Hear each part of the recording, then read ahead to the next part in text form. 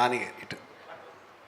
Hi అండి. Congrats sir, trailer చాలా బాగుంది, కమర్షియల్గా చాలా బాగుంది. Thank you. హీరోయిన్తో సెకండ్ మూవీ, ప్రొడ్యూసర్తో సెకండ్ మూవీ, డైరెక్టర్తో సెకండ్ మూవీ. మేము లాస్ట్ మీ 4 years నుంచి మీ కెరియర్ చూస్తే ఎవ్రీ ఇయర్ 2 movies వస్తూ ఉన్నాయి, కానీ 20 year మాత్రం ఒకటే మూవీ, ఈ ఒక్క మూవీతోటి ఆగిపోతుంది.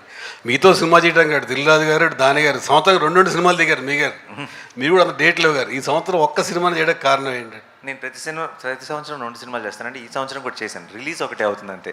ఎందుకంటే డిసెంబర్లో హాయ్ నాన్న రిలీజ్ అవటం వల్ల మధ్యలో వచ్చి ఇది పడింది. అండ్ ఇయర్ ఎండ్ దాటిన తర్వాత వచ్చే ఇయర్లో మళ్ళీ బిగినింగ్లో ఇంకో సినిమా రిలీజ్ ఉంటుంది. సో చేయటం 2 సినిమాలే, బట్ అప్పుడప్పుడు ఆ టైమింగ్ వల్ల కుదరకపోవచ్చు, ఒక సినిమాని రిలీజ్ అవ్వచ్చు. అంటే థియేటర్స్కి రావట్లేదు ఆడియన్స్ అని రాజు గారు అడుగుతున్నారు. తీసుకొస్తాం, గ్యారంటీ.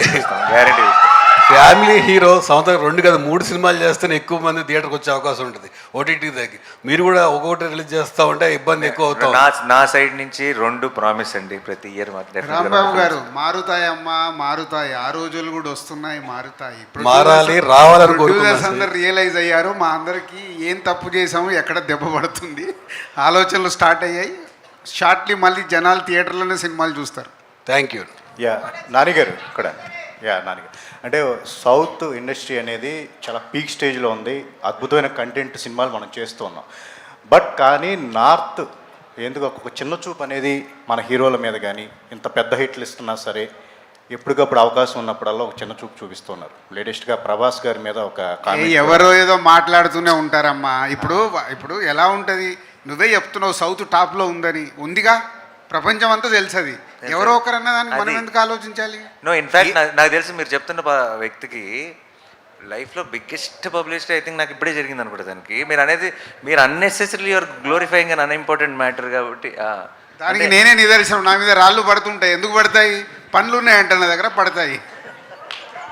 సో ఇది కూడా అంతే. ప్రభాస్ని అంటేనే కదా వాళ్ళు హైలైట్ అయ్యేది. సార్ నాని గారు, సార్ ఇక్కడ సార్ బ్రోచేవారు ఎవరా అంటే సుందరానికి ఇప్పుడు కట్ చేస్తే సరిపోదా శనివారం.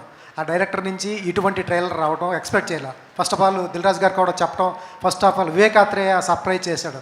ఫస్ట్ సరిపోదా శనివారం లైన్ చెప్పినప్పుడు వివేకాత్రేయ నుంచి ఇటువంటి కంటెంట్ మీరు ఎక్స్పెక్ట్ చేశారా?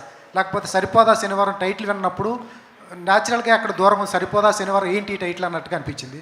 ఫస్ట్ ఆఫ్ ఆల్ ఆ వివేకాత్రేయ నుంచి అటువంటి కంటెంట్ నాకు ఒక నమ్మకం ఉందండి. ఐ థింక్ మనకి సరైన ఫిల్ము, లేదంటే మనం ఆ ట్రై చేసేంతవరకు అసలు మన స్ట్రెంత్ ఏంటో మనకి ఎప్పటికీ తెలియదు.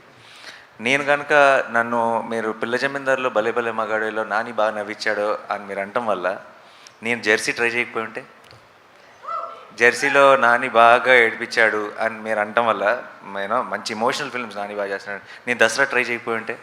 So I feel our best comes out when we try out things. మన నమ్మకం ఓకే, అందరికీ ఇంకా మన మీద ఒక నమ్మకం ఉంది, డెఫినెట్గా ఇది పుల్ చేస్తారు, అది కంఫర్ట్ జోన్. అది దాని నుంచి బయటికి వెళ్ళకపోతే మన కొత్త స్ట్రెంత్ ఏంటన్నది మనం ఎప్పటికీ తెలుసుకోలేము. అండ్ నాకు ఇంత మంచి స్క్రీన్ ప్లే రైటర్. ఇప్పుడు ప్రాబ్లం ఏమవుతుంది, చాలాసార్లు యాక్షన్ ఫిల్మ్స్ సింగిల్ దాంతో వెళ్ళిపోతాయి. ఏంటంటే ఒక మంచోడు ఉన్నాడు, ఒక చెడ్డోడు ఉన్నాడు, చెడ్డోడు ఏదో ప్రాబ్లం క్రియేట్ చేశాడు, మంచోడు వెళ్ళి సాల్వ్ చేశాడు, సింగిల్గా వెళ్తుంది. ఐడియా ఇదే, లైన్ ఇదే, కానీ నెరేటివ్ కూడా అలాగే ఉంటుంది. నరేషన్లో లేయర్స్ ఉండవు. నేను వివేక్ దగ్గర ఫస్ట్ నుంచి నేను చూసిన ఒక గ్రేటెస్ట్ క్వాలిటీ ఏంటంటే నరేషన్లో బోల్డెన్ లేయర్స్ ఉంటాయి. చాలా అన్ని ఆర్క్లు కంప్లీట్గా క్లోజ్ అవుతాయి, చాలా అందమైన రైటింగ్ ఉంటుంది. బ్రోచెవరెవరైనా అంటే సుందరానికి నాకు అనిపించింది ఒక యాక్షన్ ఫిల్మ్కి ఈ లేయర్లు కలిస్తే ఎంత అందంగా ఉంటుంది. Because that's an experience we never experienced on big screen.